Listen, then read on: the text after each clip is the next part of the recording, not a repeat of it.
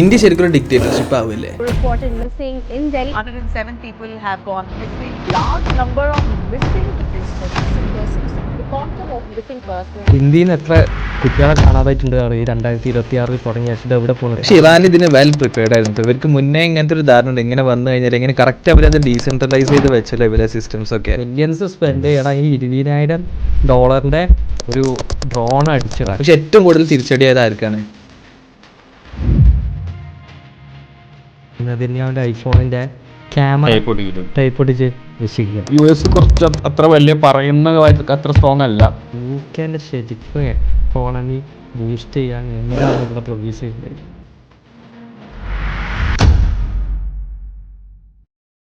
അപ്പൊ ഗൈസ്, വിന്ററൊക്കെ കഴിഞ്ഞിട്ട് എങ്ങനെ ഉണ്ടായിരുന്നു നിങ്ങളെ വെക്കേഷനൊക്കെ? എങ്ങനെ ഉണ്ടായിരുന്നു? ഇപ്പൊ നിശിനെ നിങ്ങൾ സ്കീയിങ്ങിനൊക്കെ പോയിട്ട്? അടിപൊളി. പാരീസിന് വരാൻ പറ്റില്ല, മുട്ടിന് വരികയാണ്. പക്ഷെ ഞങ്ങള് പോയി എൻജോയ് ചെയ്ത് പോന്നു. ചെക്കന്മാരൊക്കെ ആയിട്ട് സ്കീ ഒക്കെ ചെയ്ത് നമ്മളിപ്പോ വന്നാലും എല്ലാവരും പഠിച്ച് അടിപൊളിയായി പോകും. നിങ്ങളെന്താ വരാത്തെ? ഇയാളെ കഴിഞ്ഞ വല്ല വരാന്ന് പറഞ്ഞ് പറ്റിച്ച് തിരക്കില് അല്ല. സ്കീയിങ് ഈസിയാണോ പഠിക്കാൻ? എങ്ങനെയാണ്? ഒരു പ്രാവശ്യം പോയാൽ മതി. അത് ഒരു പ്രാവശ്യം ഈ മണിക്കൂറിനല്ല പോകണ്ടേ, ഒരു 2-3 ദിവസത്തിന് അടുപ്പിച്ച് സ്കീ ചെയ്യുന്ന രീതിയിൽ ഒറ്റ പ്രാവശ്യം പോയാൽ സെക്കൻഡ് ടൈം തേർഡ് ടൈം ആകുമ്പോഴത്തേനും ഏകദേശം ഓക്കെ ആവും. ഒരു ഫസ്റ്റ് കൊല്ലം പോവാ, രണ്ടാമത്തെ കൊല്ലം പോകുമ്പോഴത്തേനും നമ്മൾ കുറച്ചും കൂടി ഒരു കോൺഫിഡൻസിൽ ചെയ്യും. തേർഡ് ഇയർ ആകുമ്പോഴത്തേനും ഓക്കെ പക്കായിട്ട് നമുക്ക് അതിന്റെ ഒരു സുഖം കിട്ടി കഴിഞ്ഞാൽ പിന്നീട് നിർത്താൻ പറ്റില്ല. നമുക്ക് ഭയങ്കര അഡ്രിനാലിൻ തരുന്ന സംഭവമാണ്. ഞാൻ ഫസ്റ്റ് പോയപ്പോൾ എന്താ പറയുക, ഫസ്റ്റ് പോയപ്പോൾ ലൈക്ക് ഇത് കുറച്ച് എക്സ്പെൻസീവ് സംഭവമാണ്. ഇപ്പം നമ്മുടെ നാട്ടിലെ അപേക്ഷിച്ച് നോക്കുകയാണെങ്കിൽ ഇവിടെ ഇപ്പോൾ ഞാൻ പോയതൊക്കെ ഒരു 20,000 റുപ്യൊക്കെ ഇന്ത്യൻ റുപ്പി ചിലവുണ്ട് ഞങ്ങൾ ചെക്കന്മാർ പോയതൊക്കെ. പക്ഷേ എന്താണെന്ന് വെച്ച് കഴിഞ്ഞാൽ ഫസ്റ്റ് ഇയർ പോയി, പിന്നെ എനിക്ക് മനസ്സിലായി എല്ലാ കൊല്ലം ഞാൻ 20,000 റുപ്യ ഇതിന് മാറ്റി വെക്കേണ്ടി വരും. മനസ്സിലായോ? അത് ഓൾറെഡി ഞാൻ മനസ്സിലത് കാൽക്കുലേറ്റ് ചെയ്ത്, കാരണം ഇനി എനിക്ക് ഇതിൽ നിന്നൊരു തിരിച്ചുപോക്ക് ഉണ്ടാവില്ല. എല്ലാ കൊല്ലവും ഞാൻ ചെയ്യും എന്നുള്ളൊരു അത്രയും അഡ്രിനാലിൻ റഷാണ്. ഭയങ്കര രസമാണ് അത്. ഈ വർഷം പോയപ്പോൾ കഴിഞ്ഞ വർഷത്തിന്റെ ഇമ്പ്രൂവ്മെന്റ് സ്പീഡൊക്കെ കൂടി നല്ല ഇമ്പ്രൂവ്മെന്റ് ഉണ്ട്. അത് ഓരോ തവണ ചെയ്യുമ്പോൾ ഇപ്രാവശ്യം ഞങ്ങൾ മറ്റേതൊക്കെ അല്ലേ ഈ കുന്നുകളൊക്കെ ഉണ്ടാവില്ല, ജമ്പ് ചെയ്തില്ല. പക്ഷെ കുന്ന് കയറി ഇറങ്ങി. ഫസ്റ്റ് നമുക്ക് അതുപോലെ വയ്ക്കില്ല, അങ്ങനെ പോകാനും വയ്ക്കില്ല. ഇപ്പോൾ കുന്നൊക്കെ കയറി ഇറങ്ങി. ഇനി അടുത്ത പ്രാവശ്യം ഇൻഷാല്ലാ ജമ്പ് ചെയ്യണം. ഇവിടെ പോകേണ്ടതുകൊണ്ട് ഒരുപാട് സ്പോർട്സ് ഉണ്ട്, കുറെ എക്സ്പ്ലോർ ചെയ്യാനുള്ള സ്ഥലങ്ങളുണ്ട്. എന്ന് പറഞ്ഞാൽ നമ്മൾ രാവിലെ തുടങ്ങി കഴിഞ്ഞാൽ നിർത്തണ രാത്രി ആയിരിക്കും. ശരീരം എത്ര തളർന്നാലും നമ്മൾ അറിയില്ല. അതിന്റെ രസം കൊണ്ട് നമ്മള് തണുപ്പായി നമ്മളെ ക്ഷീണം അറിയില്ല. അങ്ങനെ അഡ്രിനാലിൻ വന്നുകൊണ്ടേ ഇരിക്കല്ലേ നമ്മള് ചെയ്യുമ്പോ. ആ എക്സൈറ്റ്മെന്റ് കാരണം ഒരിക്കലും നമ്മള് ക്ഷീണിക്കൂല. എന്നിട്ട് നമ്മൾ രാവിലെ മുതൽ ഒരു ഈവനിങ് എത്ര മണിക്ക് നിർത്തിനെ? നമ്മളെന്താ മൗണ്ടൈൻ 9 മണിക്കാണ് കയറിയാല് 9 മണിക്ക് നമ്മൾ മൗണ്ടൈൻ എല്ലാം സെറ്റ് ചെയ്ത് പോളണ്ട് വാർസോന്ന് ക്യാപിറ്റൽ സിറ്റിന്ന് തത്രബിയാൻസ്കാരും അതുണ്ട്. അത് 300 കിലോമീറ്റർ. എത്ര മണിക്കൂർ ഡ്രൈവ് ഉണ്ടെങ്കിൽ 5 to 6 hours ഉണ്ടാവും കാറിനാണെങ്കിൽ. നല്ലൊരു നമ്മൾ പോയത് ഏകദേശം ടോട്ടൽ സ്കീബിൾ ലെങ്ത് 34 കിലോമീറ്റർ ഉണ്ട്. അല്ല, നിങ്ങൾ ആദ്യം ഫ്രൈഡേ ഈവനിങ് പോയി ഇവിടുന്ന്? ഫ്രൈഡേ ഈവനിങ് അല്ല, നമ്മൾ സാറ്റർഡേ മോർണിംഗ് പോയി. എന്നിട്ട് ഏകദേശം രാവിലെ ഒരു 8-9 മണിക്ക് അവിടെ എത്തുന്ന രീതിയിൽ എന്നിട്ട് സ്കീയും എല്ലാം റെന്റ് ചെയ്തിട്ട് കയറിയിട്ട് പിന്നെ നമ്മൾ രാത്രി ഇറങ്ങാൻ 10 മണിക്കാണ്. എത്ര റെന്റ്? എത്ര റെന്റ് സ്കീ പാസ് ഉണ്ട്, പാസ് എടുക്കണം. ലൈക്ക് അവിടെ സ്കീ ലിഫ്റ്റ് ഉണ്ടല്ലോ, അപ്പോൾ പാസിന് നമുക്ക് ഏകദേശം 300 south around 6,000 Indian rupees. Ticket പോലെ ആ ടിക്കറ്റ് ഒരു കാർഡ് കഴിക്കണം. ആ കാർഡ് ടാപ്പ് ചെയ്തിട്ട് നമ്മൾ ഓരോ സ്കീ ലിഫ്റ്റ് കയറി ഇങ്ങനെ പോവാം മുകൾക്ക്.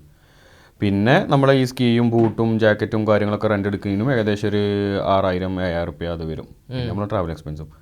അങ്ങനെ ഈ 9 മണിക്ക് കയറി കഴിഞ്ഞാൽ അതിൻ്റെ ഇടയിൽ ഇപ്പോൾ നമ്മൾ സ്കീ ചെയ്യുന്നതിൻ്റെ ഇടയിലൊക്കെ നമുക്ക് ഇങ്ങനെ സ്കീ ചെയ്താണ് റെസ്റ്റോറൻറ്റിൽ കയറാം. അതായത് ഇങ്ങനെ മലയെന്ന് കൂട്ടിക്കോളി, ഈ മലയുടെ സെൻറ്ററിൽ അവിടെ ഇവിടെ കയറ്റി റെസ്റ്റോറൻറ്റ്സ് ഉണ്ടാവും.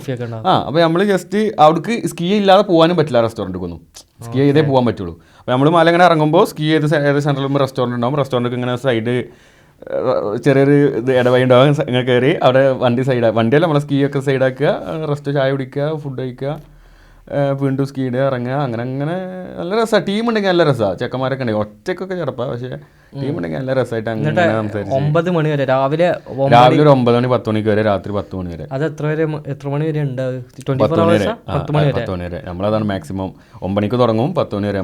അതിന്റെ അപ്പുറം പോകാത്തോണ്ട് അല്ലെങ്കിൽ അല്ല, ഇത് വീണാലൊക്കെ എങ്ങനെയാ? നല്ല അല്ല, റിസ്ക് ഉള്ള പരിപാടിയാണ്. ഇപ്പോൾ ഫുട്ബോളേഴ്സ് ഒക്കെ ബാൻഡാണെന്ന് പറയണേക്ക സ്കീയിങ്. കാരണം ലിഗമെന്റ് ഭയങ്കര ഇന്റൻസീവ് ആയിട്ടുള്ള ഒരു പരിപാടിയാണ്. മെനിസ്കസിനാണെങ്കിലൊക്കെ അതായത് ഫുട്ബോൾസ് ഇപ്പോൾ ക്ലബ്ബായിട്ടൊക്കെ കോൺട്രാക്ട് ചെയ്ത് കഴിഞ്ഞാൽ ചിലപ്പോൾ കോൺട്രാക്ട് ഓൾറെഡി ഉണ്ടാവും സ്കീ ചെയ്യാൻ പാടില്ല എന്നുള്ളത്. കാരണം സ്കീ ചെയ്ത് ഇഞ്ചുറി ആയി കഴിഞ്ഞാൽ അവർക്ക് കളിക്കാൻ പറ്റില്ല. മനസ്സിലായില്ല. അപ്പോൾ അങ്ങനത്തെ ഒക്കെ കുറച്ച് അഡ്വഞ്ചർ സ്പോർട്സ് തന്നെയാണത്. പിന്നെ ഇതാ ഞാൻ ഫസ്റ്റ് ടൈം അല്ല സെക്കൻഡ് ടൈം പോയപ്പോൾ എൻ്റെ ലിഗമെൻറ്റിന് ചെറിയ ഇഞ്ചുറി വന്നതാണ്. എന്നിട്ട് ഞാൻ പിന്നെ 1 ഇയർ ഇതേപോലെ എനിക്ക് അത്ര സീരിയസ് ചെയ്യുന്നില്ല, അതുകൊണ്ട് അത്യാവശ്യം റെസ്റ്റ് എടുത്ത് പിറ്റത്തെ കൊല്ലമായപ്പോഴത്തേന് ഇപ്പോൾ ഇപ്രാവശ്യം റെഡിയായി. മുട്ടിന് ചെറിയ സീൻ ഉണ്ടായിരുന്നു. പിന്നെ മുട്ട് ബെൻഡായ പൊസിഷൻ ഞാൻ ശ്രദ്ധിച്ചു നിങ്ങളൊക്കെ പോയിരുന്നു. അപ്പോൾ എന്താ പറയുക മെയിനായിട്ട് പൊസിഷനാണ്. ഇപ്പോൾ ഫസ്റ്റ് ടൈം ഞങ്ങൾ ഫസ്റ്റ് പോയപ്പോൾ തന്നെ ഞങ്ങൾ ട്രെയിനർ എടുത്തിന്.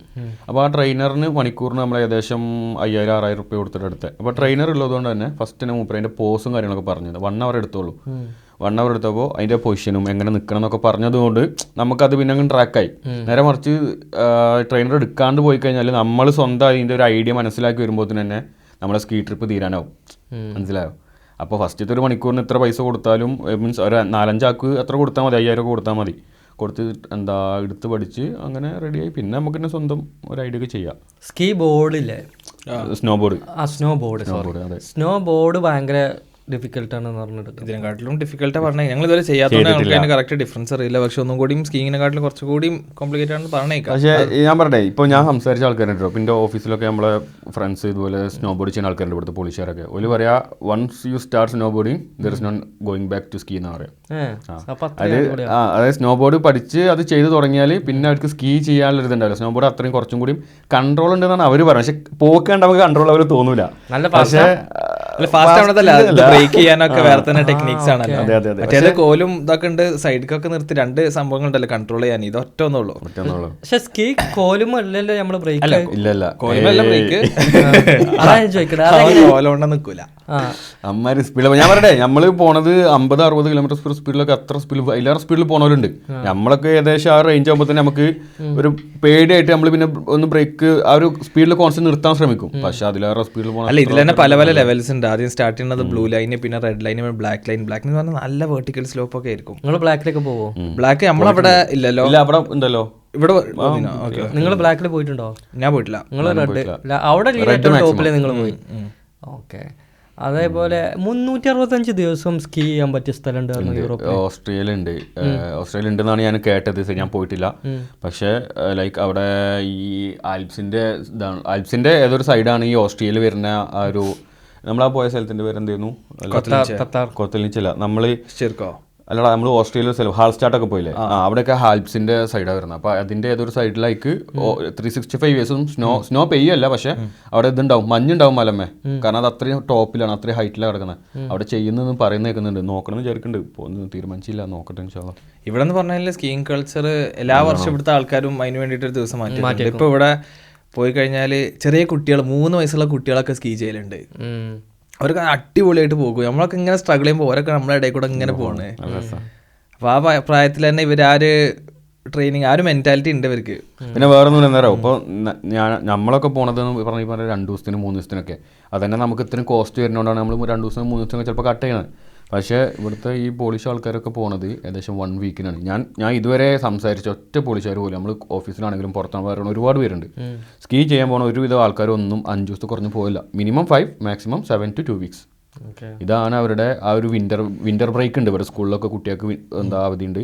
അതേപോലെ വർക്കുന്നൊക്കെ ആൾക്കാർ വിൻ്ററിൽ ലീവ് എടുത്തിട്ട് അവർ പോകുന്നത് മിനിമം ലൈക്ക് 5 days, മാക്സിമം 2 weeksനാണ് ആൾക്കാർ സ്കീ ചെയ്യാൻ പോലെ. ഇപ്പോൾ കഴിഞ്ഞ ആഴ്ച ഞാനൊരു ലേഡീനെ പരിചയപ്പെട്ടിട്ടുണ്ട്. അവൾ ഇപ്പോൾ ഈ സീസണിൽ ഇപ്പോൾ ഇവിടെയൊക്കെ പോളണ്ടിലൊക്കെ ഇപ്പോൾ സ്കീ ഏകദേശം അവസാനിച്ച് ഷോൾ എന്നിട്ട് ഇറ്റലി പോവാം. ഇതേപോലെ 7 days സ്നോ ബോർഡിങ്. ഫ്രണ്ട്സും. ഇത് മുകളിൽ നിന്ന് ഏറ്റവും ടോപ്പിൽ നിന്ന് താഴത്തോട്ടാൻ എത്ര കിലോമീറ്റർ ഉണ്ട്, അല്ലെങ്കിൽ എത്ര ടൈം എടുക്കും താഴത്തോട്ട് എത്താൻ? ഡിപ്പെൻസ് ആണ് ഓരോ സ്ലോപ്പ്. ഇപ്പോൾ ഞാൻ പറയാം, ഞങ്ങൾ പോയടുത്ത് എല്ലാ സ്ലോപ്പിന്റെയും കൂടിയും ആഡ് ചെയ്തിട്ടാണ് 34 കിലോമീറ്റേഴ്സ് വരുന്നത്. 34 കിലോമീറ്റേഴ്സ് മുകളിൽ നിന്ന് അല്ല, അതായത് എല്ലാ സ്ലോപ്പിന്റെയും ലെങ്ത് ആഡ് ചെയ്തിട്ടാണ്. അവിടെ കുറേ സ്ലോപ്സ് ഉണ്ട്, അതിന്റെ എല്ലാം ആഡ് ചെയ്തിട്ടാണ്. പക്ഷെ നിങ്ങൾ ചോദിച്ചത് ഒറ്റ സിംഗിൾ സ്ലോപ്പല്ല. സിംഗിൾ സ്ലോപ്പ് 1.5 ഒക്കെ ഉണ്ടെന്ന് തോന്നുന്നു അല്ലേ? ഞാൻ കണ്ടതിൽ വെച്ചിട്ട് അതിൽ കൂടുതലുണ്ടോ എന്ന് എനിക്കറിയില്ല ഇവിടെ. പക്ഷേ ഞാൻ പറഞ്ഞില്ലേ, ഇപ്പോൾ ഞാൻ ഈ ഇറ്റലിയിൽ നിന്ന് കണ്ട ലേഡിനെ സംസാരിച്ചു. ഓള് പറഞ്ഞതെന്ന് വെച്ചാൽ ഞങ്ങൾ പോളണ്ടിൽ പോയത് 34 കിലോമീറ്റേഴ്സ് ടോട്ടൽ സ്കീയബിൾ ലെങ്ത് ആണ്. അവിടെ ഓള് പറഞ്ഞ 160 കിലോമീറ്ററാണ് ടോട്ടൽ ലോങ് ഡിസ്റ്റൻസ് കിട്ടും. അപ്പോൾ 1 സ്ലോപ്പ് എത്ര വരും? 1 സ്ലോപ്പ് ഓള് 2 മണിക്കൂറൊക്കെ എടുക്കുന്ന പറഞ്ഞാൽ താഴത്ത്. പക്ഷെ നമ്മളിപ്പോൾ പോയില്ല, ഏറ്റവും മാക്സിമം എനിക്ക് തോന്നുന്നത് നമ്മൾ താഴത്തെ എടുക്കുന്നതാണ് അവൾ എൻ്റെ അടുത്ത് പറഞ്ഞത്. പക്ഷേ ഞങ്ങൾ പോയതിൽ മാക്സിമം ഏറ്റവും നല്ല സ്പീഡിൽ പോകുകയാണെങ്കിൽ തന്നെ ഒരു മാക്സിമം 5 minutes. അതല്ല ഒരു മീഡിയം ഒരു 50 km/h മീഡിയം സ്പീഡിൽ പോവുകയാണെങ്കിൽ ഒരു 6-7 minutes അത്ര തന്നെ എടുക്കുള്ളൂ. അത്രേ ഉള്ളൂ നമ്മൾ പോണത്. പക്ഷേ ഇവള് പറഞ്ഞ അനുസരിച്ച് 2 hours എടുക്കുന്ന ട്രാക്ക് അവിടെ ഉണ്ടെന്നാണ് പറഞ്ഞത്. അത് ഫുള്ള് ഒറ്റ സ്ലോപ്പ് ആവില്ല, അങ്ങനെ സ്ലോപ്പ് വന്ന് പിന്നെ അങ്ങനെ എന്തെങ്കിലും ടേണിങ്ങോ, ഇപ്പം നമ്മൾ ചുരമൊക്കെ കയറണില്ലേ, ഇപ്പം നിങ്ങളൊന്ന് ആലോചിച്ച് നമ്മൾ ഊട്ടിക്ക് പോവാണ്, നമ്മൾ നിലമ്പൂരിൽ നിന്ന് മറ്റേ നമ്മളെ ചുരം കയറി ഊട്ടിക്ക് പോവാണ്, അത് ഫുള്ള് ആ മല ഫുള്ള് സ്നോ ആണെങ്കിൽ നമ്മളിങ്ങനെ സ്കീ ചെയ്ത് ഇറങ്ങുന്ന ആലോചിച്ച് നോക്ക്. ഏകദേശം എൻ്റെ വീട് നിലമ്പൂരിൽ നിന്ന് നമുക്ക് ഊട്ടിക്ക് 110 കിലോമീറ്ററാണുള്ളത്, മനസ്സിലായില്ല. അപ്പോൾ അത്രയും ഡിസ്റ്റൻസ് നമുക്ക് സ്കീ ചെയ്ത് ഇറങ്ങണമെന്നുണ്ടെങ്കിൽ സ്വാഭാവികമായിട്ടും ഈ പറഞ്ഞ പോലെ 1-2 മണിക്കൂർ കൊണ്ട് നമുക്ക് ഇറങ്ങാം. അപ്പോൾ അതായിരിക്കും അവൾ ഉദ്ദേശിച്ചിട്ടുണ്ടാവുക. ഓക്കെ. പിന്നെ അങ്ങനെ അല്ല നിങ്ങളെന്താ വരാത്ത? ഞാനന്ന് ചൈനയിൽ പോയി. നിങ്ങൾ ഓരോ പ്രാവശ്യം ഓരോ കാരണങ്ങളാണ്. അല്ല ഞാൻ വരും, ഞാൻ അടുത്ത പ്രാവശ്യം. എനിക്ക് കഴിച്ച് സിമ്പിളായിട്ട് ചെയ്യാൻ പറ്റും. നിങ്ങളൊക്കെ നിങ്ങൾ ചെയ്തിട്ടുണ്ടെങ്കിൽ ഞാനും ചെയ്യാതെ ചെയ്യാൻ പറ്റാത്തല്ലോ, മനോധൈര്യം വേണം. അതൊന്നും പ്രശ്നമില്ല, അതൊക്കെ ഞാൻ ചെയ്യും. അതൊക്കെ ചെയ്യാത്ത പ്രശ്നം. അല്ല നിങ്ങൾ ചെയ്ത ഏറ്റവും അഡ്വഞ്ചർ ആയിട്ടുള്ള സ്പോർട്സ് ചെയ്താ? ഇതേമാതിരി ഞാൻ ചെയ്ത അഡ്വഞ്ചർ ആയിട്ടുള്ള സ്പോർട്സ് എനിക്കറിയില്ല. അല്ല ഞാൻ ഒരു കാര്യം ചോദിക്കട്ടെ, സർഫിങ്ങിന് പോയിരുന്നു ഞങ്ങള്? സർഫിങ് നമ്മളെ കൊണ്ട് പറ്റുമോ? എന്താ പറ്റും, പഠിക്കണം. ഇതിപ്പോ നമ്മള് പഠിക്കണം. അറിഞ്ഞിട്ടാണോ പോർച്ചുഗലിൽ പോവാ സർഫിങ്ങിൽ? എന്നാ ഞാൻ ആദ്യം ഇവിടെ ഒന്ന് പോയി പഠിക്കുക. ഓക്കെ, ഉണ്ടോ? നമ്മൾ നോക്കാം സർഫിങ് നോക്കാം. പക്ഷെ ഞാൻ ചെയ്ത അഡ്വഞ്ചർ സ്പോർട്സ് ഏതാണെന്ന് നോക്കി എനിക്ക് തന്നെ നോക്കേണ്ടി വരും, അഡ്വഞ്ചർ സ്പോർട്ട് ഏതാണെന്നുള്ളത്. അല്ല ഞാൻ ഷൂട്ടിങ്ങിന് നോക്കണ്ടേ, അഡ്വഞ്ചർ സ്പോർട്ട് ആക്കിട്ട് കൂട്ടാറ്റോ? എന്ത് ഷൂട്ടിങ്? തോക്കെടുത്തിട്ടില്ലല്ലോ, ടാർഗറ്റ് വെച്ചിട്ടുള്ള ഞാന് മറ്റേ ഇയാളെ ഒരു പേപ്പറാണ് വെക്കുക, ഒരാൾ രൂപം. അതില് നമുക്ക് ആദ്യം പിസ്റ്റളാണ് തരിക. ഞാൻ വിചാരിച്ചിരുന്നത് പിസ്റ്റളാണ് ഏറ്റവും സുഖം, മറ്റേ അമേരിക്കൻ സിനിമയിലൊക്കെ ഉള്ള പോലെ അങ്ങനെ സൈഡിലൊക്കെ പിടിച്ചിട്ട്. അപ്പൊ ഒരിക്കലും പറ്റൂല അത്. ഇതെന്താ അറിയോ, ഈ പിസ്റ്റൾ ഭയങ്കര ഇടങ്ങറാ, ഒറ്റ കൈ കൊണ്ട് പിടിക്കൽ നടക്കില്ല. ഈ കൈമ പിടിച്ചിട്ട് ഈ കൈയായിട്ട് ലെഫ്റ്റ് കൈയായിട്ട് നമ്മൾ എന്ത് ചെയ്യണം, ലോക്ക് ചെയ്യണം. എന്നാണല്ലോ അത് അനങ്ങാതെ നിൽക്കുക. അല്ല ഒറ്റ കൈ, എന്നിട്ടും നമ്മൾ വെടി വെച്ചിട്ടുണ്ടെങ്കിൽ ഇതിങ്ങടുത്ത് അടിക്കും. പിസ്റ്റൾ ഭയങ്കര ബുദ്ധിമുട്ടായത് എനിക്ക് പേഴ്സണലി. പിസ്റ്റൾ എക്സ്പീരിയൻസ് ആയി കഴിഞ്ഞാൽ ഒറ്റ കൈ കൊണ്ടൊക്കെ നടക്കൂല. എനിക്ക് ഒന്നുമില്ല എക്സ്പീരിയൻസ്. എന്നോട് പറഞ്ഞു ചെങ്ങായിച്ച് അമേരിക്കൻ മൂവീസിലൊക്കെ ഉള്ള പോലെ അങ്ങനെയൊന്നും വെക്കാൻ നിൽക്കരുത്, അതൊന്നും പോസിബിൾ അല്ല. എൻ്റെ അടുത്ത് ട്രെയിനർ ഉണ്ടായിരുന്നു, ഞാൻ അതിന് പോയത്. പക്ഷേ വലിയ ഗൺസ് ഉണ്ടല്ലോ, അത് അടിപൊളിയാ. അത് നമ്മൾ ഈ ഷോൾഡറിൻ്റെ AK-47 ഇല്ല, കുറച്ച് വേറെ എന്താണ് പറയുക, കുറച്ച് വലിയ ഗൺസൊക്കെ ഞാൻ എടുത്തിരുന്നു. അപ്പോൾ എനിക്കത് കണ്ടപ്പോൾ ആദ്യം പേടിയായിരുന്നു. പക്ഷേ അത് എങ്ങനെ പ്രോപ്പറായിട്ട് ലോക്ക് ചെയ്യുക, എങ്ങനെയാണ് നമ്മളെ ഷോൾഡർമേ ലോക്ക് ചെയ്യാൻ പറ്റുക എങ്ങനെയാണെന്ന് പറഞ്ഞിട്ടുണ്ടെങ്കിൽ നല്ല സിമ്പിളാണ്. എന്താ വെച്ചാൽ നമ്മളിവിടെ ഉണ്ടല്ലോ, ഇവിടെ നമ്മളിപ്പോൾ പണ്ട് മൂവീസിലോ അല്ലെങ്കിൽ പണ്ടൊക്കെ വീഡിയോ കാണുമ്പോൾ അല്ലെങ്കിൽ കേട്ടിട്ടുണ്ടാകും, തോക്ക് ഇങ്ങനെ വെച്ച് വെടിവെക്കുമ്പോൾ ബാക്കൊക്കെ വരും. അത് വരും എന്നുള്ളത് ശരിയാണ്. പക്ഷേ അത് കറക്റ്റ് ലോക്കാക്കിയാൽ നല്ല സുഖമാണ്. നമ്മൾ ഈ ഷോൾഡറിൻ്റെ ഇവിടെ അങ്ങനെ ഒരു ഇറച്ചിയുള്ളൊരു ഭാഗമല്ലേ, അവിടെ കറക്റ്റ് ഷോൾഡറിനും കേടാണ്. അതെ.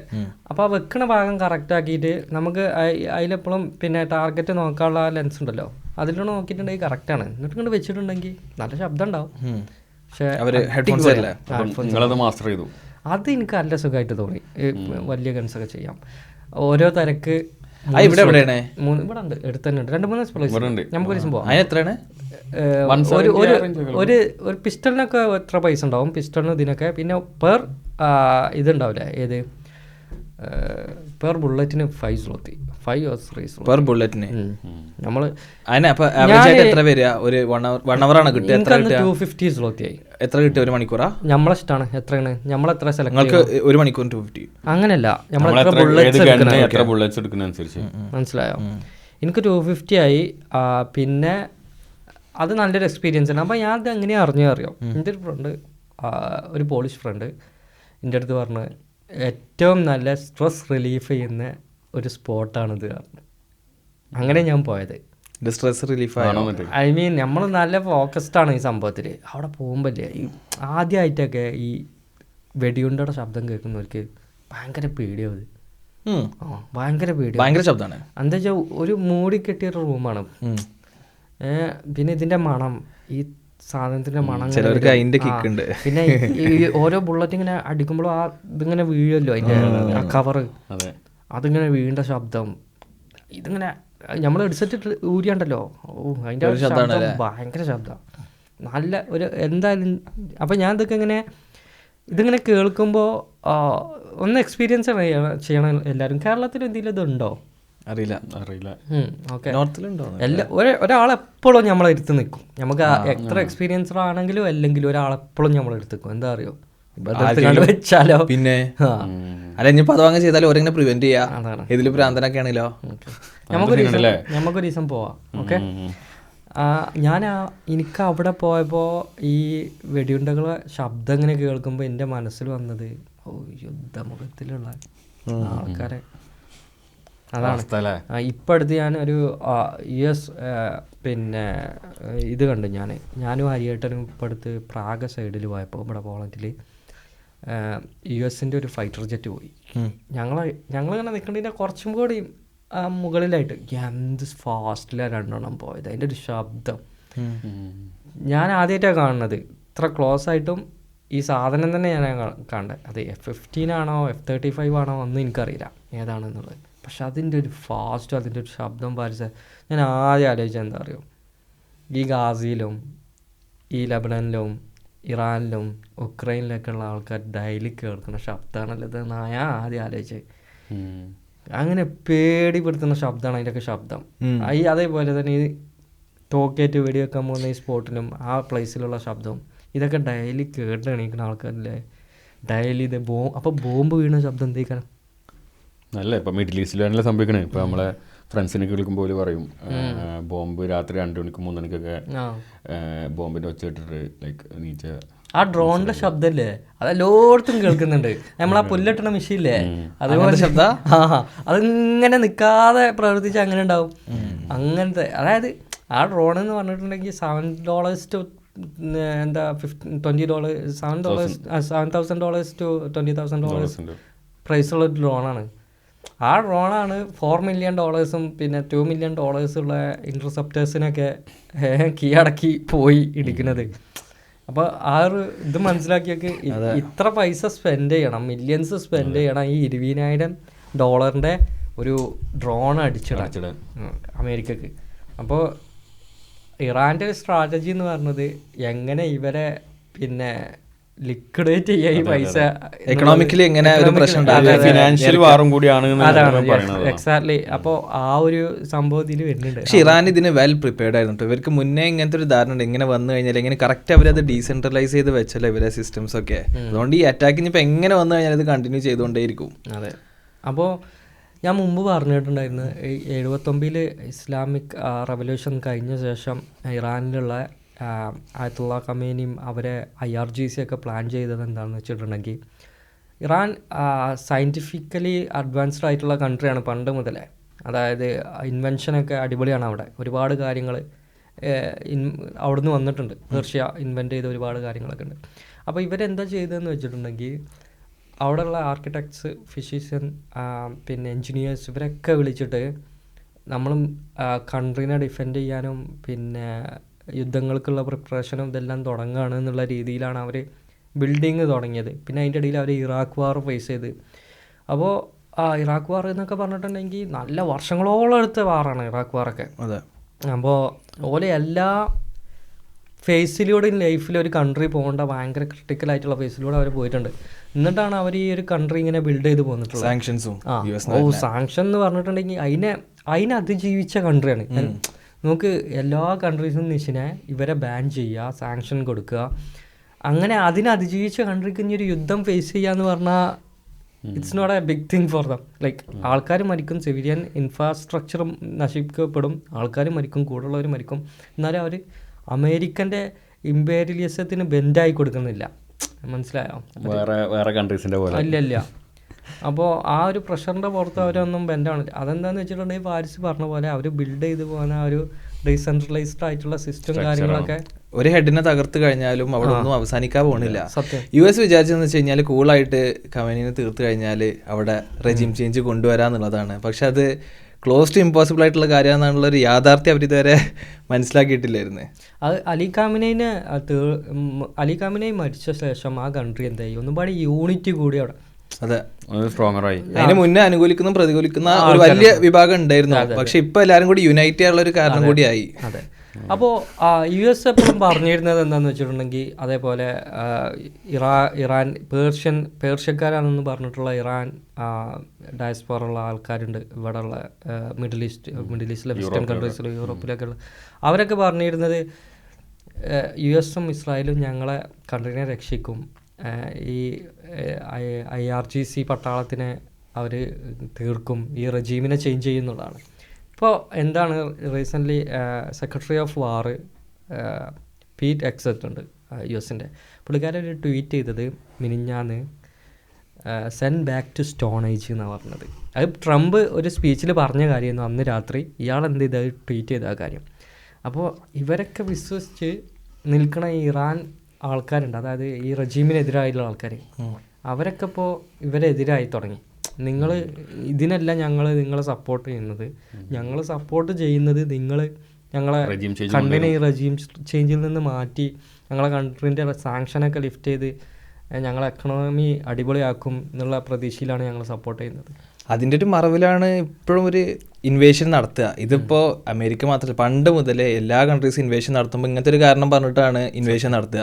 ഇപ്പോൾ ഇന്ത്യയിൽ വരികയാണെങ്കിൽ ഇന്ത്യനെ പറ്റി ബ്രിട്ടീഷുകാരെന്താ ആദ്യം പറഞ്ഞത്, ഭയങ്കര അൺസിവിലൈസ്ഡ് ആണ്, ഇവിടെ ഒരുപാട് ക്രൂവൽ പ്രാക്ടീസ്. ഇപ്പോൾ മുമ്പൊക്കെ ഉണ്ടായിരുന്നതല്ല സതി, അതായത് സ്ത്രീകൾ വിധവകള് ഹസ്ബൻഡ്സിന്റെ കൂടെ മരിക്കുന്ന ഒരു അപ്പൊ ഇങ്ങനത്തെ ഓരോന്ന് പറഞ്ഞിട്ടാണ് ആദ്യം ഇവർ ഇൻവേഡ് ചെയ്യുക. എന്നിട്ട് എന്താ ചെയ്യുക, കൂടുതൽ റിസോഴ്സസ് എല്ലാം എക്സ്പ്ലോയിറ്റ് ചെയ്ത് ദാരിദ്ര്യത്തിന്റെ പക്കത്തിൽ എത്തിച്ചിട്ട് അവര് പോകും.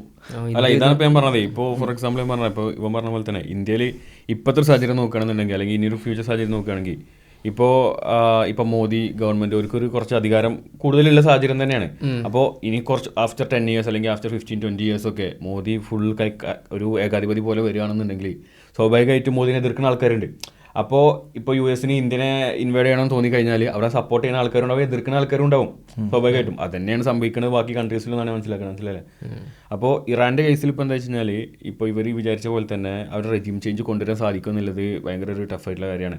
ബേസിക്കലി എന്താ വെച്ച് കഴിഞ്ഞാൽ ഇവർ ബിൽഡ് ചെയ്ത സിസ്റ്റം ഉണ്ടല്ലോ ഈ പറഞ്ഞ പോലെ, അതായത് ഇപ്പോൾ കമേന് മരിച്ചു കഴിഞ്ഞാൽ അവിടെ വേറെ ആൾ വരും.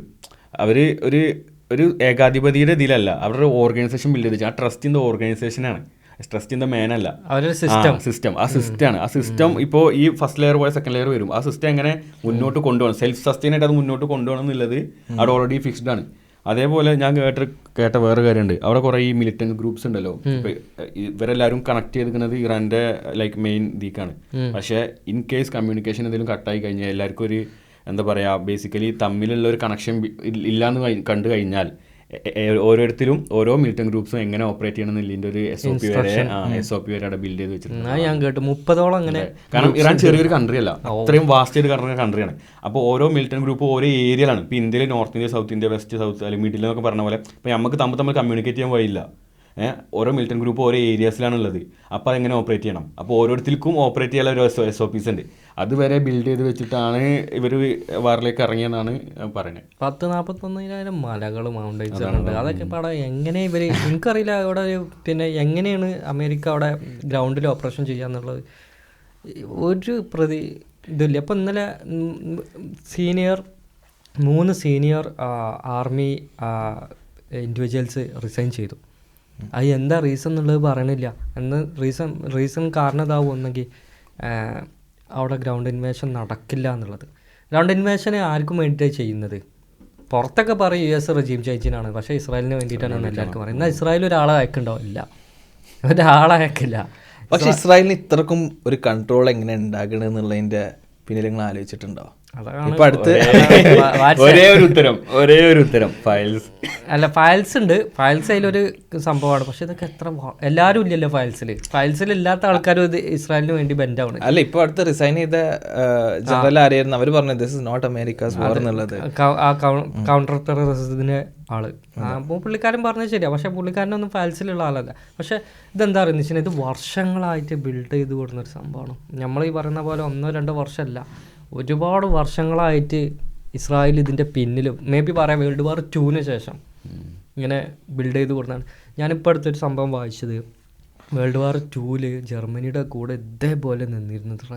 ഇപ്പം എങ്ങനെ അമേരിക്കൻ്റെ കൂടെ പിന്നെ ഇസ്രായേൽ അല്ലെങ്കിൽ സയനിസ്റ്റ് ആൾക്കാർ നിൽക്കുന്നത്, അതേപോലെ അവർ വേൾഡ് വാർ 2 ഇവൻ്റെ കൂടെ നിന്നിരുന്നു, ഹിറ്റ്ലറിൻ്റെ കൂടെ. അപ്പോൾ ഈ ഫയൽസ് ലീക്കായല്ലോ. ഫയൽസിൽ നമ്മളെ ഒരു റോത്ത്ഷൈൽഡ് ഫാമിലിയിലുള്ള ഒരു സ്ത്രീ ഉണ്ട്, എപ്സ്റ്റീൻ അയച്ചൊരു മെയിലിൽ പറയുന്നുണ്ട്, ഹിറ്റ്ലറിന് എക്കണോമിക് ക്രൈസിസ് വന്നപ്പോൾ ഞങ്ങളെ ഫാമിലിയാണ് പുള്ളിക്കാരനെ സഹായിച്ചത്. മനസ്സിലായോ? അപ്പോൾ അവർ ആ ഒരു കണക്ഷൻ അവരങ്ങനെ അത്രയും അടുപ്പുണ്ടായതുകൊണ്ടാണ് അങ്ങനെ ചെയ്തിട്ടുണ്ടാവുക. അല്ലെങ്കിൽ അപ്പോൾ ഹിറ്റ്ലർക്ക് മനസ്സിലായിട്ടുണ്ടാവും. പിന്നെ ഹിറ്റ്ലറാണ് ഇതിൻ്റെ എതിരെ ആദ്യമായിട്ട് വന്ന് പുറത്തേക്ക് വന്ന് സംസാരിച്ചതും യുദ്ധത്തിന് അവരെ ജനസൈഡിൽ കൊണ്ടുപോയി ആക്കിയതുമൊക്കെ. അപ്പോൾ അതിനുശേഷം അവർ UK അവരെ ബാങ്കിങ് സിസ്റ്റം കാര്യങ്ങളൊക്കെ മാറ്റി. അങ്ങനെ കുറേ കഥകളുണ്ട്. ഇപ്പോൾ അടുത്ത് ഞാൻ പൈറസ് മോർഗനും ടക്കർ കാൾസനും ഉള്ളൊരു ഇൻ്റർവ്യൂ കണ്ടിരുന്നു. അതിൽ ടക്കർ കാൾസൺ ചോദിക്കേണ്ടത് UK ശരിക്കും എക്കോണമി ബൂസ്റ്റ് ചെയ്യാൻ എന്താണ് ഇവിടെ പ്രൊഡ്യൂസ് ചെയ്യുന്നത്. നമുക്ക് പോലും ആ ക്വസ്റ്റ്യൻ എന്താണുള്ളത് UK അടുത്ത് ശരിക്കും പറഞ്ഞാൽ ഓയിൽ അങ്ങനത്തെ സംഭവങ്ങളൊന്നും ഇല്ലല്ലോ. അപ്പോൾ പുള്ളിക്കാരൻ പറഞ്ഞു ശരിക്കും ബാങ്കിങ് ആണ് അവരെ പൈസ, മണി ലെൻഡിങ്, വേൾഡ് ഫിനാൻഷ്യൽ ഹബ്ബാണ്, ബാങ്കിങ്ങിൻ്റെ ഹബ്ബാണ് UK. പലിശ സംഭവങ്ങൾ അത് ഹൈമേണ വരെ പൈസ മൊത്തം ജനറേറ്റ് ചെയ്യുന്നത്. അത് ഇവരുണ്ടാക്കി വെച്ചൊരു സിസ്റ്റമാണ് സത്യം പറഞ്ഞാൽ. റോത്ത്ഷൈൽഡ്. ആ ഓക്കെ. റോത്ത്ഷൈൽഡിന്റെ ഏതൊരു പടം ഉണ്ടായിരുന്നു 1930s ഒരു ബ്ലാക്ക് ആൻഡ് വൈറ്റ് പടം. അതിൽ ആ ടൈമിൽ തന്നെ അതിന്റെ ഏറ്റവും ഫാദർ പറയുന്നുണ്ടല്ലേ, അതായത് നിങ്ങൾ പല രാജ്യത്ത് പോയിട്ട് ബാങ്കിങ് സിസ്റ്റംസ് ഉണ്ടാക്കണം. അതായത് World War II ടൈമിൽ ഏറ്റവും ഫാസ്റ്റ് ആയിട്ട് അവര് മണി സർക്കുലേറ്റ് ചെയ്യാൻ ഉപയോഗിച്ചിരുന്ന ഒരു നെറ്റ്വർക്കാണ്. അതായത് എല്ലാം ഓൺ പേപ്പറാണ് നടക്കുക. അതായത് ഇന്ന പൈസ അയക്കുമ്പോൾ ഇവിടെ ഇത്രക്കും മൈനസ് ചെയ്യും, അവിടെ ഇത്രക്കും പ്ലസ് ചെയ്യും. അതുകൊണ്ട് അവർക്ക് പൈസ മാനേജ് ട്രാൻസ്പോർട്ട് ചെയ്യാൻ പറ്റുന്നുണ്ട് അത്ര ഫാസ്റ്റ് ആയിട്ട്. ഫിസിക്കലായിട്ട് മണി അവർ ട്രാൻസ്ഫർ ചെയ്യുന്നില്ല. റോത്ത്ഷൈൽഡ് ഫാമിലിയിൽ ആ മുതിർന്ന ആള് പറയണം ആരെ മക്കളോട്, നിങ്ങൾ ഒരാൾ പോയിട്ട് ഫ്രാൻസിൽ ഒരു ബാങ്ക് തുടങ്ങണം, ഒരാൾ ഓസ്ട്രേലിയ തുടങ്ങണം, ഒരാൾ ഇവിടെ തുടങ്ങണം, എന്നിട്ട് പൈസ നിങ്ങൾ അങ്ങോട്ടും ഇങ്ങോട്ടും സഹായിക്കണം ആർക്കെങ്കിലും ബുദ്ധിമുട്ട് വരുമ്പോൾ. അതൊക്കെ നല്ല അഡ്വൈസ് ആണ്. പക്ഷേ അല്ല ഇവരുടെ ഏറ്റവും വലിയ അഡ്വാൻറ്റേജ് എന്ന് വെച്ചാൽ അവർ അത്രക്ക് യൂണിറ്റിയാണ്, അവരുടെ യൂണിറ്റി പറഞ്ഞാൽ അത്ര സ്ട്രോങ് ആണ്. പക്ഷെ അവരെന്താ ചെയ്തിരുന്ന അറിയോ? അതിൽ ഒരു സംഭവം ബാഡായിട്ട് വന്നത്, അവർ ഗവൺമെൻറ്റ്സിന് പിന്നെ ഡെവലപ്മെൻറ്റിൽ ഇവർ പൈസ ഇടും, ഇവരാണ് പൈസ ഇടും. ഓക്കെ, നിങ്ങൾക്ക് റോഡ് വേണോ, ഞങ്ങളെ ബാങ്ക് പൈസ കൊണ്ട് തരാം, അപ്പം ഞങ്ങൾക്ക് തിരിച്ചിങ്ങനെ അതിനൊരു ടോളോ അങ്ങനെ എന്തെങ്കിലും അവർ പിരിക്കുന്നുണ്ടാവും. അല്ലെങ്കിൽ അവർ അതേപോലെ തന്നെ അവർക്ക് ഗവൺമെൻറ്റിനായിട്ടുള്ള ഇൻഫ്ലുവൻസ് കൂടി വർദ്ധിച്ചു, അവർക്ക് എന്തും നേടാനായി. അങ്ങനെ ഒരു സംഭവമുണ്ട്. അപ്പോൾ ഈ ആലോചിച്ചൊക്കെ പാരിച്ച ഇത് എത്രയോ വർഷങ്ങളായിട്ടുള്ള ബാങ്കിങ് സംഭവമാണ് ഈ റോത്ത്ഷൈൽഡ് ഫാമിലി നടക്കുന്നത്. ഹുസൂറി കൊടുക്കുന്നത് അവരാണെന്ന് പറയുന്നുണ്ട്, ഇൻട്രസ്റ്റിൻ്റെ ഈ പരിപാടി. ഓക്കെ, അപ്പോൾ അത് പിന്നെ അവർ കൊണ്ടുവന്നു. അത് പണ്ട് റോമൻ എംപേഴ്സിൻ്റെ ടൈമിലൊന്നും അതൊന്നും അനുവദീയമായിരുന്നില്ല. ഇൻട്രസ്റ്റ് ഉണ്ടായിരുന്നില്ല. ഇൻട്രസ്റ്റ് ലൈക്ക് ഇവരൊരു ടൈപ്പ് ഓഫ് വർക്ക് ചെയ്യുന്ന ഒരു രീതി ഉണ്ട്, ഇൻട്രസ്റ്റ് വാങ്ങുന്നതിനും കൊടുക്കുന്നതിനും സിസ്റ്റം ഉണ്ട്. ആ സിസ്റ്റം അവർ കൊണ്ടുവന്ന് ജൂയിഷ് പീപ്പിൾ അന്നത്തെ ഈ റോമൻ എംപയർ ആ ടൈമിലൊക്കെ ഉള്ള. അങ്ങനെ അവർ അതിൻ്റെ ശേഷം അതിനൊക്കെ എതിരായിട്ട് കുറേ ആൾക്കാരുണ്ടായിരുന്നു. അങ്ങനെയാണ് ഇവരെ പൈസ മൊത്തം ഉണ്ടാക്കുന്നത്. അതായത് അന്ന് വേറെ കമ്മ്യൂണിറ്റീസിന്, ഇപ്പൊ ക്രിസ്ത്യൻസിനും മുസ്ലിംസിനൊക്കെ ഇൻട്രസ്റ്റ് ബാൻഡ് ആയിരുന്നു, ക്രിസ്ത്യാനിറ്റിയിലും ഇൻട്രസ്റ്റ് ബാൻഡ് ആണ്. അപ്പൊ ആ ടൈമിൽ പൈസയുടെ കാര്യത്തിൽ ജ്യൂസ് മാത്രമായിരുന്നു പൈസന്റെ മണി ലെൻഡിങ്ങിന്റെ കാര്യത്തിൽ. അങ്ങനെ അവർക്ക് ഒരുപാട് കയറി പോകാൻ പറ്റിയത്. അങ്ങനെ ഇവരാണ് അത് ചെയ്തിരുന്നതൊക്കെ. അതിൻ്റെ എതിരെ കുറേ ആൾക്കാർ ഇവർ സീക്രട്ടായിട്ട് ചെയ്തിരുന്നു. പക്ഷെ ഇവർ ഈ ഒരു ഇടപാടുകൾ തുടങ്ങിയിട്ട് എത്ര വർഷമായിട്ടുണ്ടാവും, എത്ര പൈസ അവിടെ കിടക്കുന്നുണ്ടാവും പാരിച്ച. അതാണ് ഞാൻ ആലോചിക്കുന്നത്. അവരെ സിസ്റ്റം കണ്ടിരുന്നു. ഈ ചില ജൂയിഷ് പീപ്പിൾ കണ്ടിരിക്കണം, അവർ അനാവശ്യമായിട്ട് പൈസ ലക്ഷറി ഐറ്റംസിലൊന്നും സ്പെൻഡ് ചെയ്യില്ല. അവർക്കുണ്ടാവും ആ ഫ്ലിപ്പ് ചെയ്യണ ഫോണായി കാരം, കൊഷർ ഫോൺ എന്നാ പറയുക. കൊഷർ ഫോണാണ്, ഫോണ് കൊഷറാണ് അവിടെ. കൊഷർ ഫോൺ എന്നാ പറയുക. കൊഷർ എന്ന് പറഞ്ഞാൽ ഹലാൽ എന്ന് പറയുന്ന പോലെ അവർക്കുള്ള വേർഡാണ് കൊഷർ, അനുവദനീയമായത്. യെസ്. അതെന്താ വെച്ചിട്ടുണ്ടെങ്കിൽ അവർക്ക് എൻ്റർടൈൻമെൻറ്റും കാര്യങ്ങളൊന്നും വേണ്ട എന്നുള്ള രീതിയിലാണ് അവർ ചെയ്യുന്നത്. ചില ആൾക്കാർ പറയുന്നുണ്ട് ഇവരെ പിന്നെ ഇവരെ പ്രൈവസി ലീക്ക് ആവണ്ടെന്ന് വിചാരിച്ചിട്ടുണ്ട്. ഇപ്പോൾ നെതന്യാഹു ഇപ്പോൾ അടുത്തൊരു ഫോട്ടോ റിലീസ് ചെയ്യുന്നത് നെതന്യാഹുവിൻ്റെ ഐഫോണിൻ്റെ ക്യാമറ ടൈപ്പ് ഒട്ടിച്ച് വെച്ചിരിക്കുക. എന്നിട്ട് നെതന്യാഹു ഇങ്ങനെ ഫോൺ വിളിക്കുമ്പോൾ ടൈപ്പ് ഒട്ടിച്ച ഫോൺ. എന്താ വെച്ചാൽ ഇതിലേക്ക് ഹാക്ക് ചെയ്യാൻ പറ്റിയിട്ടുണ്ടെങ്കിൽ ഫുള്ള് വിസിബിളാണ് പുറത്തുള്ള എല്ലാ കാര്യങ്ങളും. ഇറാനിയൻ ഹാക്കേഴ്സൊക്കെ വലിയ ഹാക്കേഴ്സാണ്, ഐ മീൻ ഫേമസ് ഹാക്കേഴ്സ് അവരൊക്കെ. അപ്പോൾ അയാളെ ഫോൺ ലൊക്കേഷനൊക്കെ കിട്ടരുത് എന്ന് വിചാരിച്ചിട്ടായി കാര്യം ആൾ ചെയ്യുന്നത്. അപ്പോൾ പറഞ്ഞു വരുന്നത് അങ്ങനെ ഒരു ബാങ്കിങ് സിസ്റ്റമൊക്കെ ഇവർ ബിൽഡ് ചെയ്ത് പോകുന്നിരുന്നു എന്നാണ്. എന്തായാലും വാറിലോട്ട് തിരിച്ചു വരികയാണെങ്കിൽ ഒരുപാട് പാവപ്പെട്ട ആൾക്കാർ മരിക്കുന്നുണ്ട്.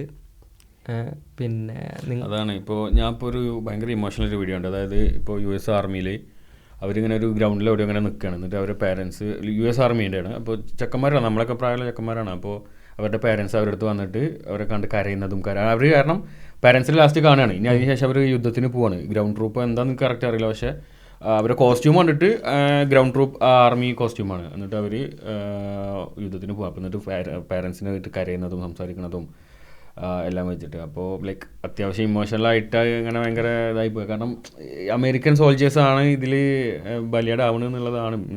രണ്ട് സൈഡിലും കാഷ്വാലിറ്റീസ് വരും. അപ്പോൾ പക്ഷെ ഇപ്പോൾ ഈ യുദ്ധത്തിൻ്റെ ഏറ്റവും വലിയ റിസൾട്ടായിട്ട് ഞാൻ മനസ്സിലാക്കുന്നത് US ഇപ്പോൾ ഒരു റെജീം ചേഞ്ച് എന്ന് പറഞ്ഞിട്ടാണ് അവർ അറ്റാക്ക് ചെയ്തത്. പക്ഷെ ഏറ്റവും കൂടുതൽ തിരിച്ചടിയായത് ആർക്കാണ്?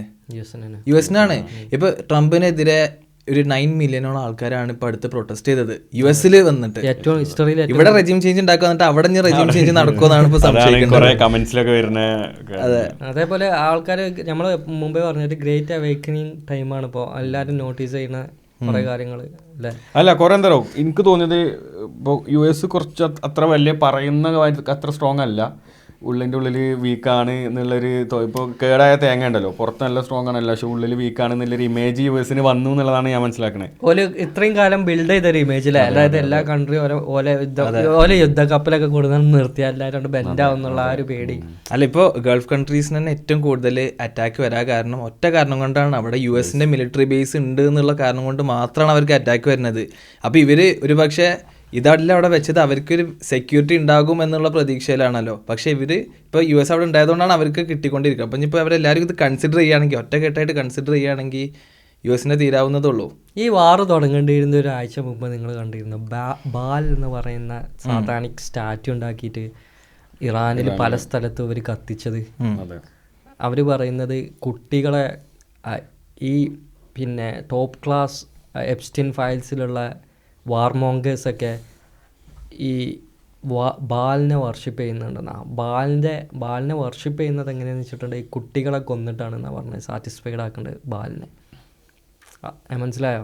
അപ്പോൾ എപ്സ്റ്റൈൻ ഫയൽസ് ഇത് കണക്ട് ചെയ്യുമ്പോൾ കുറേയൊക്കെ മാച്ച് ചെയ്യുന്ന എപ്സ്റ്റൈൻ ഒരു ബാങ്ക് അക്കൗണ്ട് ഉണ്ടായിരുന്നു ബാൽ എന്ന് പറഞ്ഞിട്ട്.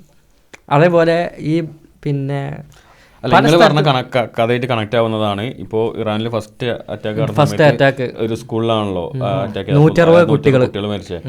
അപ്പോൾ ഇത്രയും പ്രിസൈസ് ആയിട്ട് അറ്റാക്ക് ചെയ്യാൻ കഴിയുന്നതാണ് US-നും ഇസ്രായേലിനൊക്കെ.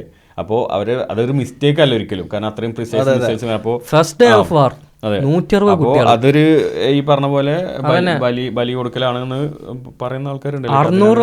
600ഓളം സ്കൂളുകൾ അറ്റാക്ക് ചെയ്ത്. ഫലസ്തീനിൽ എന്താ ഏറ്റവും കുട്ടികൾ എത്ര എണ്ണം മരിച്ചു? അല്ല, അതൊന്ന് ആലോചിക്കണം, അതിൻ്റെ ഐറണി ആലോചിക്കണം. സ്ത്രീകൾക്ക് സ്വാതന്ത്ര്യം എന്ന് പറഞ്ഞ് ആക്രമിച്ചിട്ട് നേരെ ചെയ്യണത് പോയിട്ട് ഗേൾസിന്റെ സ്കൂള് ബോംബ് ചെയ്തൊക്കെയാണ്.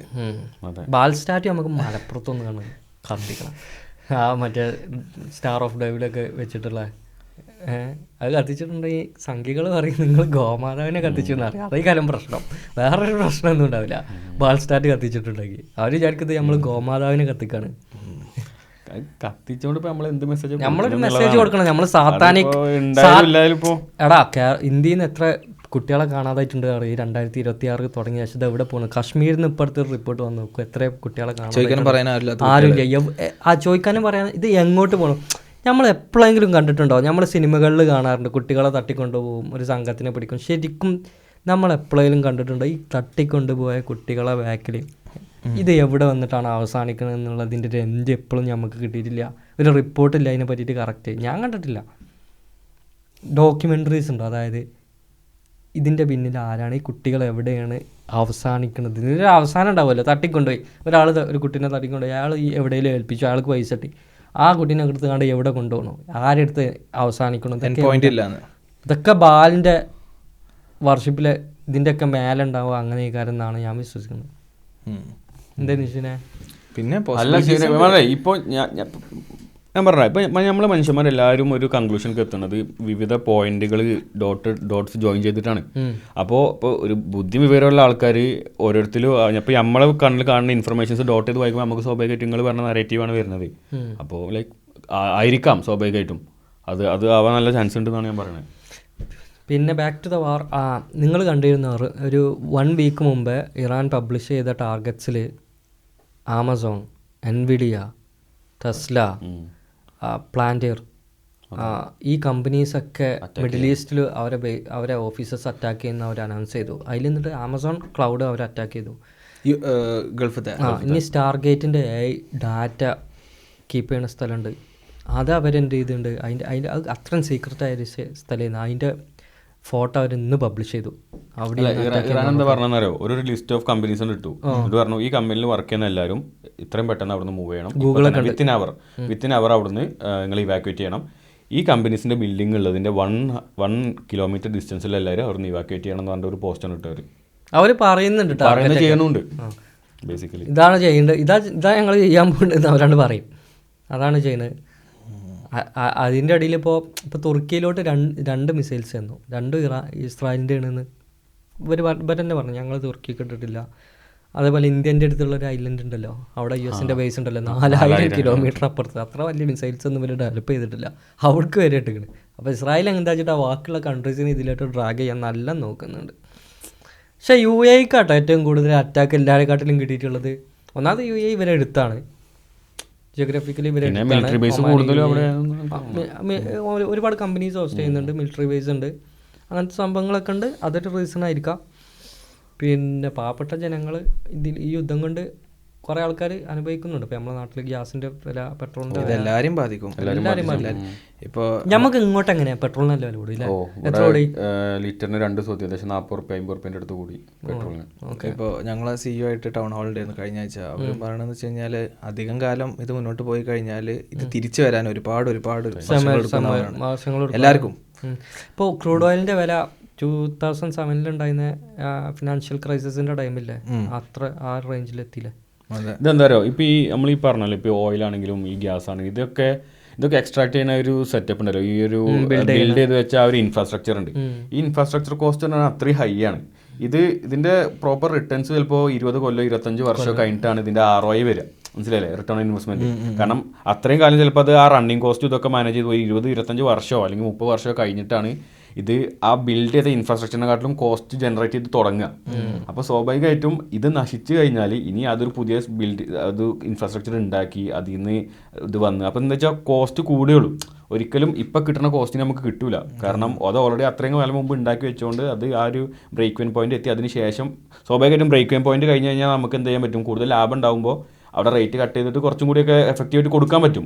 പക്ഷേ അത് നടക്കൂലല്ലോ, കാരണം ബിൽഡിംഗ് സ്റ്റേജിലാവുമ്പോൾ. അപ്പോൾ അതൊക്കെയാണ് പ്രശ്നം. അത് ഇറാന്റെ സൈഡിലാണെങ്കിലും ഈ GCC കൺട്രീസിലൊക്കെ ഇതൊക്കെയാണ് പ്രശ്നം ഇനി വരാൻ പോകുന്നത്. ഖത്തറിനതാണ്. ഖത്തർ ഇപ്പോൾ LNG ഏറ്റവും ലോകത്തിൽ തന്നെ ഏറ്റവും വലിയ പ്രൊഡ്യൂസേഴ്സ് അവരാണ്. അവരെന്താ പറഞ്ഞു വെച്ചാൽ ഞങ്ങൾ അതിൻ്റെ ഇൻഫ്രാസ്ട്രക്ചറൊക്കെ നന്നായിട്ട് എഫക്ട് ചെയ്തിട്ടുണ്ട്, അതിന് ബിൽഡ് ചെയ്യാൻ 7 മാസം എന്തായാലും പിടിക്കുന്നവരോ, റിക്കവർ ആവാൻ ടൈം എടുക്കും, നല്ല ടൈം എടുക്കും. ഒരു പഴയ രീതിയിൽ എത്താൻ എന്തായാലും മിനിമം 1 വർഷത്തിൻ്റെ അടുത്ത് എന്തായാലും പിടിക്കും. അതായത് ഈ ഹോർമുസ് സ്ട്രൈറ്റിലൂടെ കാര്യങ്ങൾ പഴയ പോലെ നീങ്ങാൻ വേണ്ടിയിട്ട് നീങ്ങിയ പോലും അതാണ് ഞാൻ പറഞ്ഞു വരുന്നത്. അതായത് ഇപ്പോൾ പഴയ ഒരു റേറ്റിലേക്ക് അല്ലെങ്കിൽ നമുക്ക് കിട്ടിക്കൊണ്ടിരുന്ന സാധനങ്ങൾ ആ ഒരു പ്രൈസിന് ഇനി കിട്ടൂല എന്നുള്ളതാണ്. ഇപ്പോൾ ഹോർമുസ് സ്ട്രൈറ്റിൽ ഒരു പ്രശ്നം ഉണ്ടായിരുന്നില്ല, ഒരു ടോൾ ഉണ്ടായിരുന്നില്ല.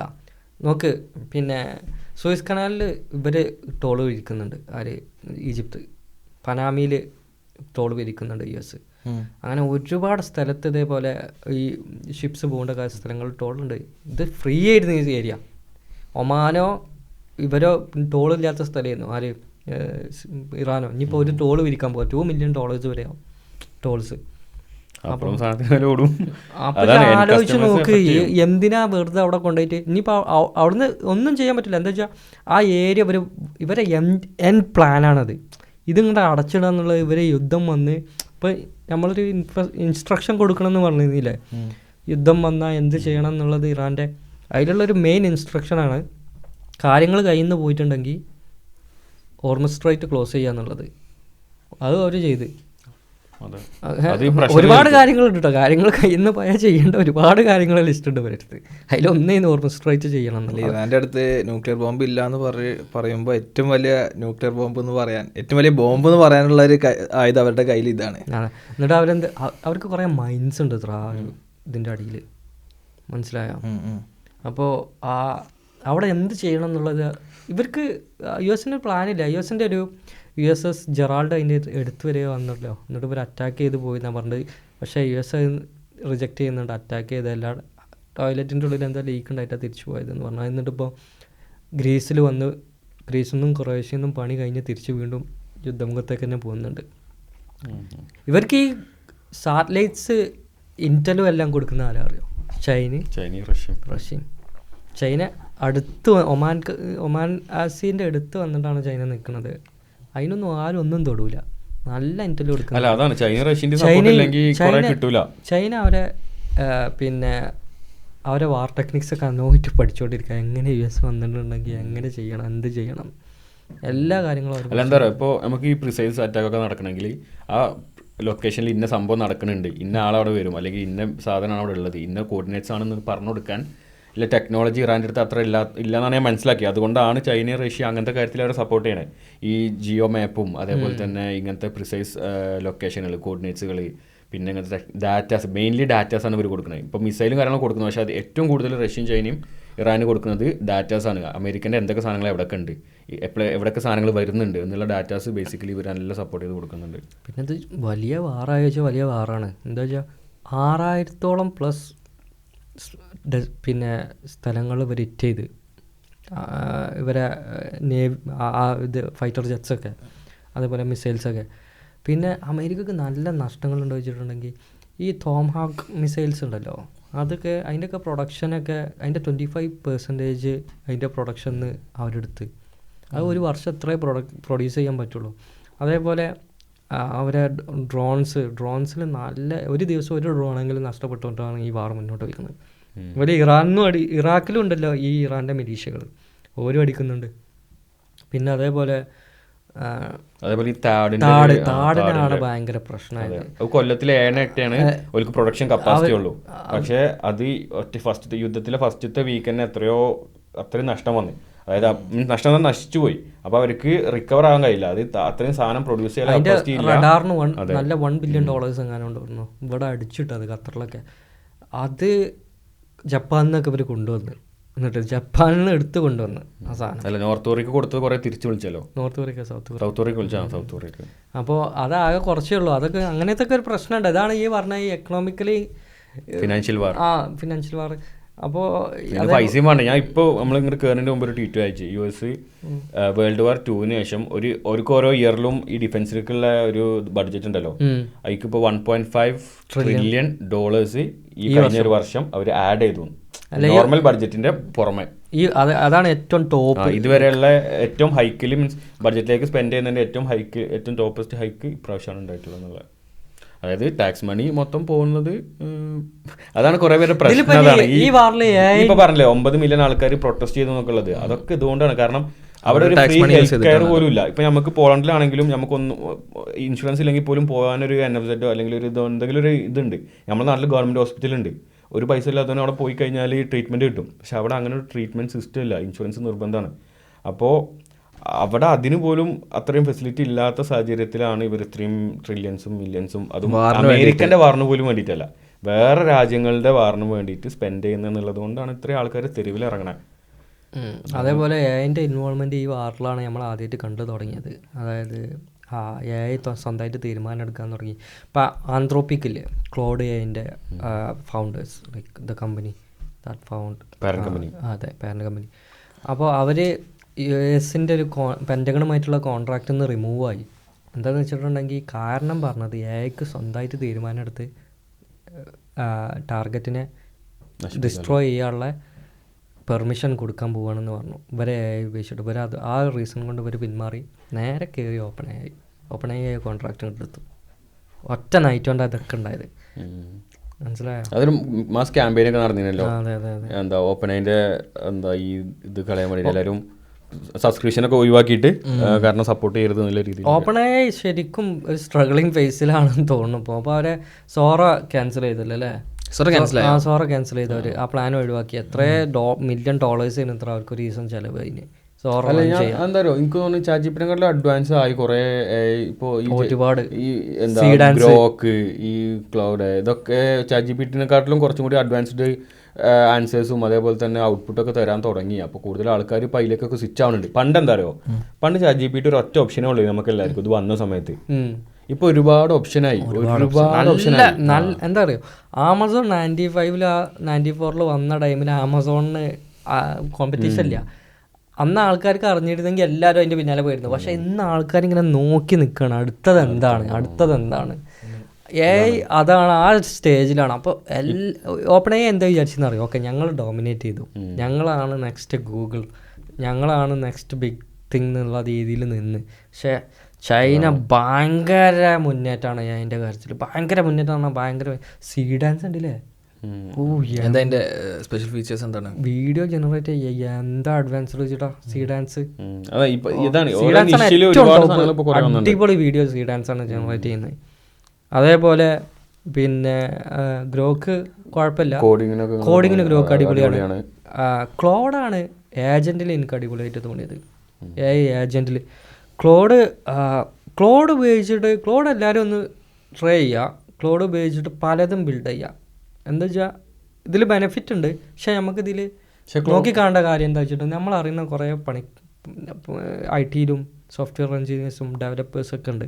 അവർക്കൊക്കെ ജോലി പോകും ഉറപ്പാണ്. ഒറ്റ ദിവസം കൊണ്ട് 30,000 ആൾക്കാരെയാണ് ഒറാക്കിൾ പിരിച്ചുവിട്ടത്. ടാസ്ക് ബേസ്ഡ് ജോലികളൊക്കെ പോകും. അപ്പോൾ എല്ലാവരും അപ്സ്കിൽ ചെയ്യാൻ നോക്കുക അതിനനുസരിച്ചിട്ട്. നന്നായിട്ട് പോകും ജോലികൾ. അപ്പോൾ അതിപ്പോൾ വാരിസ് നിൻ്റെ അടുത്ത് പറഞ്ഞ മാതിരി ഡിസിഷൻ എടുക്കേണ്ട ചില ജോലികളുണ്ടാവും, അത് മാത്രം അവിടെ നിൽക്കും. ഇപ്പോൾ നിങ്ങളെ ജോലികളൊക്കെ ഓൾമോസ്റ്റ് അതേപോലെയാണ്. അതായത് ഇപ്പോൾ ഒരു സീനിയർ ഡെവലപ്പറിൻ്റെ കീഴിൽ ഒരു 10 ജൂനിയർ ഡെവലപ്പേഴ്സ് ഉണ്ടെങ്കിൽ ഇപ്പോൾ 10 ജൂനിയർ ഡെവലപ്പേഴ്സിൻ്റെ ആവശ്യമില്ല. ഒറ്റയടിക്ക് അത് റീപ്ലേസ് ചെയ്യാൻ പറ്റും. അപ്പോൾ ക്ലോഡ് AI ഉപയോഗിച്ചിട്ട് ഇപ്പോൾ നല്ല കാര്യങ്ങൾ ഒരുപാട് നടക്കുന്നുണ്ട്. കാര്യങ്ങളൊക്കെ ഒരുപാട് ഫാസ്റ്റായി. ഞാൻ ഉപയോഗിക്കുന്നുണ്ട് ക്ലോഡ് AI. എനിക്ക് ഒരുപാട് ബെനിഫിറ്റ്സ് ഉണ്ട്, ഒരുപാട് ബെനിഫിറ്റ്സ് ഉണ്ട്. നമുക്ക് കോഡിംഗ് ഒന്നും അറിയണമെന്നൊന്നുമില്ല. നമുക്ക് പ്രോംപ്റ്റ് ചെയ്യാൻ പിന്നെ ഇതായാൽ മതി, മാസ്റ്റർ ചെയ്യാൻ മതി പ്രോംപ്റ്റ് ചെയ്യാൻ കറക്റ്റ്. അല്ല, ഞാൻ ഈ ക്ലോഡിൻ്റെ കാര്യം പറഞ്ഞപ്പോഴേ ഞാനിപ്പോൾ ഇന്നലെ ഞാനൊരു ട്വീറ്റ് കണ്ടിരുന്നു. അതിൽ ഒരാൾ പറയുന്നുണ്ട്, അയാൾ ലൈക്ക് ഈ പോളി മാർക്കറ്റ് ഉണ്ടല്ലോ നമുക്ക് ബെറ്റ് ചെയ്യണേ, അതിൽ ആ മാർക്കറ്റിൽ ക്ലോഡേക്ക് $1,000 അതേപോലെ ഓപ്പൺ ക്ലോ എന്ന് പറഞ്ഞ വേറൊരു സംഭവമുണ്ട് ക്ലോഡെ പോലെ തന്നെ, അതിന് $1,000 കൊടുത്തിട്ട് അവർ ബെറ്റിങ് ട്രൈ ചെയ്ത് 48 hours മീൻസ് മൾട്ടിപ്പിൾ ബെറ്റ്സ് ചെയ്യുക. ഒരു സിംഗിൾ സാധനത്തിലല്ല, മൾട്ടിപ്പിൾ അവർക്ക് തന്നെ അതിനെ ഡിസൈഡ് ചെയ്യുക. ഇത് ബെറ്റ് ചെയ്യുന്നതിന് സ്റ്റോപ്പ് ലോസിൽ എക്സിറ്റ് ചെയ്യുന്നത് ട്രേഡ് ചെയ്യുന്ന പോലെ തന്നെ അങ്ങനെ ചെയ്തിട്ട് ക്ലോഡ് എന്ത് ചെയ്ത് $1,000 ഏകദേശം $13,000 ജനറേറ്റ് ചെയ്ത്. അതായത് നിയർലി 1,300% ഇൻക്രീസ് കൊടുത്ത്. പക്ഷെ അതേ പ്രോംപ്റ്റ് അതേ സംഭവം തന്നെ $1,000 കൊടുത്തിട്ട് ഓപ്പൺ ക്ലോ കൊടുത്തിട്ട് ഓപ്പൺ ക്ലോ എന്ന് പറഞ്ഞ ലിക്വിഡേറ്റ് ആയി പോയി കുറച്ച് കഴിഞ്ഞപ്പോൾ. അപ്പോൾ കുറേ ആൾക്കാർ ക്ലൗഡ് ഭയങ്കര അടിപൊളിയാണ് എന്നുള്ള രീതിയിൽ പറയുന്നുണ്ട്. അപ്പോൾ ഞാൻ ഈ ബേസിക്കലി അപ്പോൾ ഓപ്പൺ ക്ലോ എന്താ നമുക്കറിയില്ല, ഞാൻ ക്ലൗഡേ കുറേ കേട്ടിരിക്കണം. അപ്പോൾ ഓപ്പൺ ക്ലോ എന്താണെന്നുള്ളത് നോക്കാൻ വേണ്ടിയിട്ട് ഞാൻ അതിനെപ്പറ്റി നോക്കിയപ്പോഴാണ് ക്ലൗഡേയും ഓപ്പൺ ക്ലോ എന്ന് പറയുന്നത് രണ്ടും ആപ്പിളും സാംസങ്ങും എങ്ങനെ അതേപോലെയാണ്. അത് ഇപ്പോൾ നമുക്ക് കമ്പയർ ചെയ്യാൻ പറ്റിയ ഇപ്പോൾ നമ്മൾ ആൻഡ്രോയിഡ് യൂസേഴ്സ് ഉണ്ട്, ഐഫോൺ യൂസേഴ്സ് ഉണ്ട്. അപ്പോൾ ഐഫോൺ യൂസേഴ്സ് എന്നും ഐഫോണിനെ ഇങ്ങനെ പറഞ്ഞുകൊണ്ടിരിക്കും. അതേപോലെ തന്നെ സാംസങ്ങും ആൻഡ്രോയിഡ് യൂസ് ചെയ്യുന്ന ആൾക്കാർക്ക് അത് തന്നെയാണ് ഓൾക്ക് ബെസ്റ്റ് അതാണ്. അപ്പോൾ അതുപോലെ തന്നെ ഒരു വാറാണ് ഈ ക്ലൗഡേയും ഈ പറഞ്ഞ ഓപ്പൺ ക്ലൗഡും തമ്മിൽ നടക്കുന്നത്. രണ്ടും ഏജൻസ് ആണ്, രണ്ടിനും ചെയ്യാൻ പറ്റുന്ന കാപ്പബിലിറ്റീസ് രണ്ടും വ്യത്യാസമുണ്ട്. ഇപ്പോൾ ഈ ക്ലൗഡ് കൂടുതലും ഡെവലപ്പ് ചെയ്തിരിക്കുന്നത് നമ്മളെ ഇപ്പോൾ ആപ്പിൾ എക്കോസിസ്റ്റം എന്നൊക്കെ പറഞ്ഞ പോലെ ഓരോ എക്കോസിസ്റ്റത്തിലാണ്. ഇപ്പോൾ നിങ്ങൾ പറഞ്ഞ പോലെ തന്നെ ക്ലൗഡൊക്കെ ഏജൻസ് ആണ്. അപ്പോൾ നമുക്ക് ഏജൻറ്റിനോട് ഇങ്ങനെ സംഭവം കൊടുക്കുക, ഓരോ ടാസ്ക് ചെയ്യാൻ ഓരോ ഏജൻറ്റിൻ്റെ ക്ലൗഡിൻ്റെ തന്നെ കുറേ ഏജൻസ് ഉണ്ട്. അതേപോലെ ഓപ്പൺ ക്ലോനും അതിൻ്റേതായ ഏജൻസി ഉണ്ട്. പക്ഷേ ഓപ്പൺ ക്ലോൻ്റെ പ്രത്യേകത എന്താണെന്ന് വെച്ച് കഴിഞ്ഞാൽ അത് കുറച്ചും കൂടിയും ടോപ്പ് വ്യൂലാണ്. അതായത് ഇപ്പം എൻ്റെ സിസ്റ്റത്തിൽ ഓപ്പൺ ക്ലോ ഇൻസ്റ്റാൾ ചെയ്തെന്ന് വെച്ചോ, എന്നിട്ട് അതിന് എനിക്ക് ഓട്ടോമാറ്റിക്കലി വർക്ക് ചെയ്യിപ്പിക്കുക, അതിന് ഡിസിഷൻസ് എടുക്കാൻ പറ്റും. ഫോർ എക്സാമ്പിൾ എൻ്റെ ഇമെയിൽസ് ആക്സസ് ചെയ്യാൻ പറ്റും, എല്ലാ ആക്സസും കൊടുക്കുക. എൻ്റെ ഇമെയിൽ ആക്സസ് ചെയ്യുക, എൻ്റെ Telegram, Discord, WhatsApp, Instagram, Messenger, ഇങ്ങനെ സകല സാധനങ്ങളും എനിക്ക് ആക്സസ് കൊടുക്കുക. അതേപോലെ എല്ലാ സാധനങ്ങളും ആക്സസ് ചെയ്തിട്ട് അത് ഓട്ടോമാറ്റിക് ഈ ഒരാളെ എൻ്റെ ലൈഫിൽ എന്തൊക്കെ ചെയ്യുമോ അതൊക്കെ അതിനെ കൊണ്ട് ചെയ്യിപ്പിക്കുക എന്നുള്ളതാണ്. മനസ്സിലായില്ലേ? എനിക്ക് എന്തൊക്കെ ടാസ്കുകൾ, അപ്പോൾ ഈ ഉറങ്ങുന്ന സമയത്ത് പോലും എനിക്ക് അതിനെ കൊണ്ട് ടാസ്കുകൾ ചെയ്യിപ്പിക്കാം. പക്ഷേ പോലെ ഈ ക്ലോഡേൻ്റെ കേസിൽ വരുമ്പോൾ ക്ലോഡേയും സെയിം സിസ്റ്റമാണ്, പക്ഷേ ക്ലോഡേ കുറച്ചും കൂടി റിസർവ്ഡ് ആണ്. അതിലധികം നമ്മൾ പറഞ്ഞൊന്നും ചെയ്യില്ല. നമ്മൾ പറയാണ് എക്സ് ഓൺ ആക്കിയിട്ട് എല്ലാവരോടും റിപ്ലൈ എടുത്തിട്ട് എൻ്റെ അക്കൗണ്ട് ഫോളോ ചെയ്യാറ്. ആദ്യം രണ്ടെണ്ണം ഇത് എൻ്റെ ടേംസിൻ്റെ അഗേൻസ്റ്റ് ആണ്, വയലേറ്റ് ചെയ്യുന്നത് അറിയാം. പക്ഷെ നമ്മൾ പറയാണ് ഓപ്പൺ ക്ലോ ഒന്നും പാടെ ഇല്ലീഗലായ കാര്യങ്ങളും. പക്ഷെ എന്താ ഇത് ഓപ്പൺ ക്ലോ പക്ഷെ എന്താ വെച്ച് കഴിഞ്ഞാൽ ഓപ്പൺ സോഴ്സ് ആണ്. അതായത് നമുക്കിപ്പോൾ ഇൻ്റെ സിസ്റ്റത്തിൽ മാത്രം ഇൻസ്റ്റാൾ ചെയ്ത് വെച്ചിട്ട് എനിക്ക് ഇൻ്റെ സിസ്റ്റത്തിൽ മാത്രം അതിനെ കൺട്രോൾ ചെയ്ത് നിർത്താൻ പറ്റും എന്നുള്ളതാണ്. ഡാറ്റ പുറത്തേക്ക് പോകില്ല. പക്ഷേ ക്ലോഡ് എന്ന് പറഞ്ഞു കഴിഞ്ഞാൽ ആ സർവീസ് കൊടുക്കണം. അപ്പോൾ ഓർക്ക് നമ്മൾ ആക്സസ് കൊടുക്കുമ്പോൾ ഓർക്ക് ഡാറ്റ കിട്ടുമെന്നാണ് ഞാൻ കണ്ടത്. അപ്പോൾ അങ്ങനത്തെ ഒരു കാര്യം കൂടി അതിലുണ്ട്.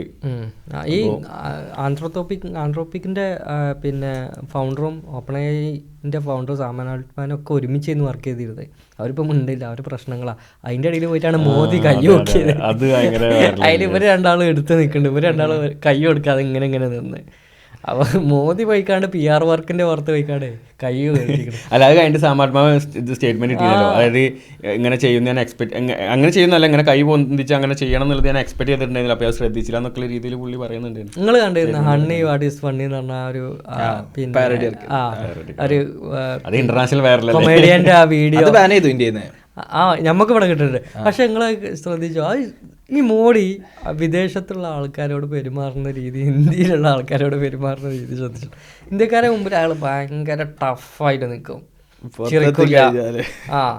പുറത്തെത്തി കഴിഞ്ഞാണ്ട് ചിരിക്കും, ചെങ്ങായി എന്തൊക്കെ എന്താ പറയണെന്നൊന്നും അറിയില്ല, പറയണ രണ്ടു കൂട്ടർക്കും മനസ്സിലാവില്ല. എന്തൊക്കെ മേടിച്ച അയാൾ കറക്റ്റ് അതേപോലെ ചെയ്തില്ലേ. അതൊക്കെ ഉള്ളതാണേ, മൂപ്പര് ഇല്ലാത്തതൊന്നും പറഞ്ഞിട്ടില്ലേ. മൂപ്പര് ചിരിക്കണത് എന്തിനാണ്? ഓക്കെ ഫോട്ടോയില് കിട്ടിക്കോട്ടെ എന്ന് വിചാരിച്ചിട്ടാണോ? അത് എന്താ കമ്പനിയാണെന്ന് കാണിക്കാനൊക്കെ. ഇവര് വലിയ അടുപ്പത്തിലാണ് എന്നൊക്കെ. അത് ആ ഒരു PR വർക്ക് ആര് പറഞ്ഞു കൊടുത്താലും അത് പാളിക്കണം എന്തായാലും കഴിയുന്നിപ്പോ. പാർക്കിംഗ് ടിക്കറ്റ് എടുത്തില്ല.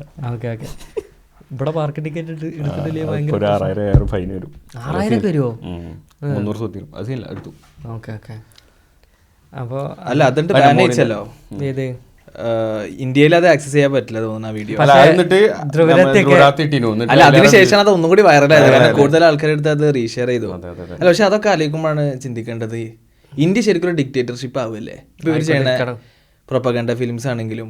അതായത് ഇവർക്കെതിരെ വരുന്ന പടങ്ങൾക്ക് ഇപ്പോൾ ഇതിന് ആവിഷ്കാര സ്വാതന്ത്ര്യം ഉണ്ടെന്ന് പറയും, നേരെ മറിച്ച് ഇതിനെതിരെ ഗവൺമെന്റ് വരുന്നതിനെതിരെ ക്രിറ്റിസിസം പറയണ പടങ്ങളൊക്കെ ബാൻ ചെയ്യും. ഒറ്റ കാര്യം പറയട്ടെ, ഇത് പറഞ്ഞപ്പോൾ തന്നെ ആഡ് ചെയ്യാനാണ്. നമ്മളിപ്പോൾ ഇന്ത്യ എന്ന് പറയുമ്പോൾ നമ്മൾ കൂടുതൽ നമ്മൾ ക്രിട്ടിസൈസ് ചെയ്യുന്ന മോദി ഗവൺമെന്റ് അല്ലെങ്കിൽ നോർത്ത് ഇന്ത്യ എന്നുള്ള രീതിയിലാണ് നമുക്ക് ഇമാജിനേഷനിൽ വരുന്നത്. പക്ഷേ ഈ സെയിം സീന് ഇപ്പോൾ ഈ ഇലക്ഷൻ കമ്മീഷൻ ഒരു ഇത് പുറപ്പെടുവിച്ചിന്, അതിൽ BJPന്റെ സീലുള്ള ഒരു സീനുകൾ കേട്ടിനോ? അതായത് ഇലക്ഷൻ കമ്മീഷൻ പുറപ്പെടുവിച്ച നോട്ടീസിൽ BJPന്റെ സീല്. അപ്പോൾ അത് ഒരു BJP ഒരു പാർട്ടിയാണ്, BJP പുറത്തുവച്ച നോട്ടീസല്ല. ഇലക്ഷൻ കമ്മീഷൻ എന്ന് പറഞ്ഞാൽ ഇൻഡിപെൻഡൻ്റ് ആയിട്ട് നിൽക്കേണ്ടതാണ്, എല്ലാ പാർട്ടിക്കാരും ഒരേപോലെ കാണേണ്ടതാണ്. പക്ഷേ ഇതിൽ BJPന്റെ സീല്. അപ്പോൾ അതെന്തോ ഫാൾട്ട് വന്നതാണ്, എങ്ങനെയോ ലൈക്ക് മിസ്റ്റേക്കൺലി ആയിപ്പോയതാണ്.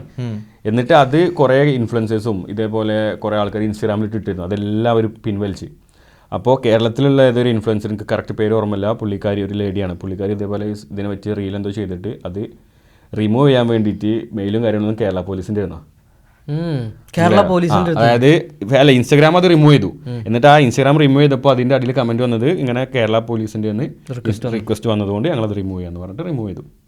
മനസ്സിലായോ? അപ്പോൾ ലൈക്ക് എന്താ പറയാ, ലൈക്ക് നമ്മൾ വിചാരിക്കുന്ന പോലെ നോർത്ത് സൗത്ത് ഒന്നും അല്ല, ബേസിക്കലി എല്ലാം കൺട്രോൾഡ് ആണ്, അത്രയും കൺട്രോൾഡ് ആണ് എന്നുള്ളതാണ്. നിങ്ങളൊരു കാര്യം ശ്രദ്ധിക്കണം, നമ്മൾ ഗവൺമെന്റിനെ ക്രിട്ടിസൈസ് ചെയ്യുന്ന കാര്യങ്ങൾ, പല കാര്യങ്ങളും നമ്മൾ മുമ്പ് കോൺഗ്രസ് ഗവൺമെന്റിനെ എന്തിനാ ക്രിട്ടിസൈസ് ചെയ്തിരുന്നത് അത് ചെയ്യുന്നില്ല. ഇപ്പോൾ പെട്രോളിന് പൈസ 1 രൂപ കൂടിയിട്ടുണ്ടെങ്കിൽ നമ്മളത് സംസാരിച്ചിരുന്നത്, ഇപ്പോൾ ഒറ്റ ദിവസം കൊണ്ട് 11 രൂപയ്ക്ക് കൂടുതൽ. ഒരാളും അതിനെ പറ്റി ആ രീതിയിൽ സംസാരിക്കുന്നില്ല. എന്താ ഇവിടെ ചെയ്യുന്നത്? ഡോളറിൻ്റെ പൈസ ഇവിടെ എത്തി 95, 96. ഇന്ത്യ എന്നാലും 4th ലാർജസ്റ്റ് എക്കോണമിയാന്ന് പറഞ്ഞാൽ നിൽക്കുകയാണ്.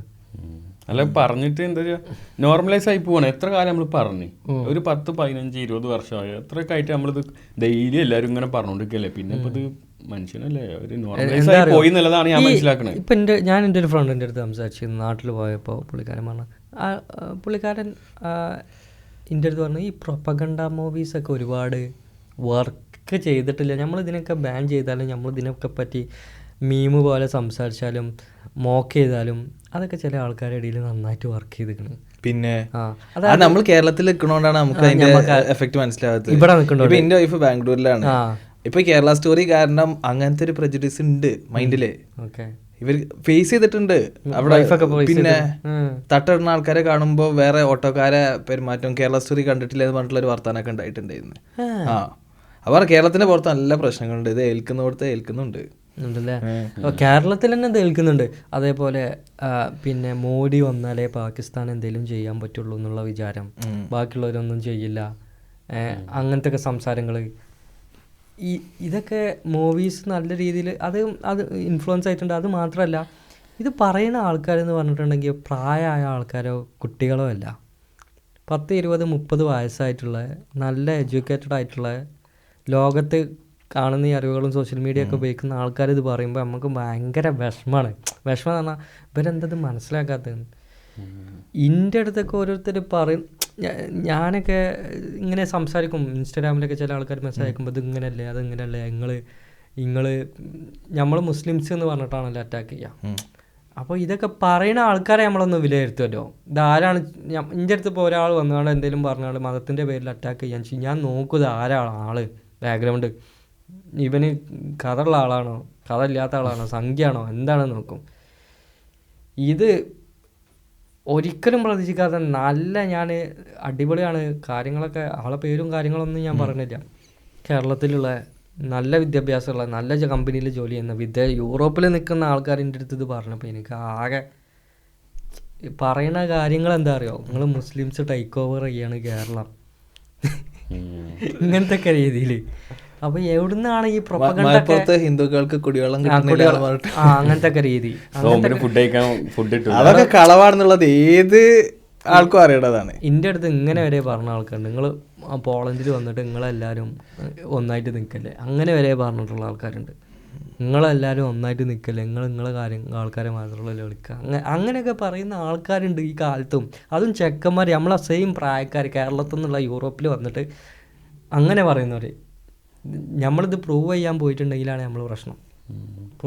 ഇത് എന്താ പറയുക, നമ്മളൊരു ആവശ്യമായി പോയി, നമ്മൾ അങ്ങനെ ഇല്ല എന്നുള്ളത് തെളിയിക്കേണ്ട ഒരു ആവശ്യം. പക്ഷെ അങ്ങനെ സത്യം പറഞ്ഞാൽ അങ്ങനെ ഇല്ല. പക്ഷെ ഇത് എന്താ പറയുക, അങ്ങനെ ഒരു സാഹചര്യമാണ് ഇപ്പോൾ നിലവിലുള്ളത്. ലൈക്ക് എന്താണ് റിയാലിറ്റി എന്നുള്ളത് നമുക്ക് ഇത് നമ്മുടെ ആവശ്യമായി പോയി, ഇത് തെളിയിക്കുക എന്നുള്ള രീതിയിലേക്കാണ് കാര്യങ്ങൾ പോണത്. ഞാൻ അരിയേട്ടനോട് അറിയാം, അരിയേട്ടൻ ഇങ്ങനെ വിളിച്ചാണ്ട് ഈ പയ്യൻ ഇങ്ങനെ പറയല്ലേ, ഞാൻ നാറിനോട് പോയി പണിയൊക്കെ പറയാം, അരിയേട്ടനോട് അറിയാം, അങ്ങനെ അരിയേട്ടൻ പറയാം.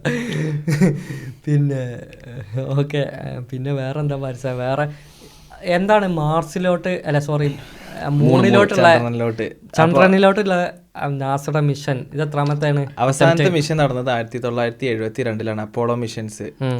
അതിനുശേഷം ഇപ്പോഴാണ് ആദ്യമായിട്ട് മനുഷ്യന് ലാൻഡ് ചെയ്യാൻ ശ്രമിക്കുന്നത്. അതായത് ഇത് രണ്ടാമത്തെ മിഷനാണ് ആർടെമിസ് 2.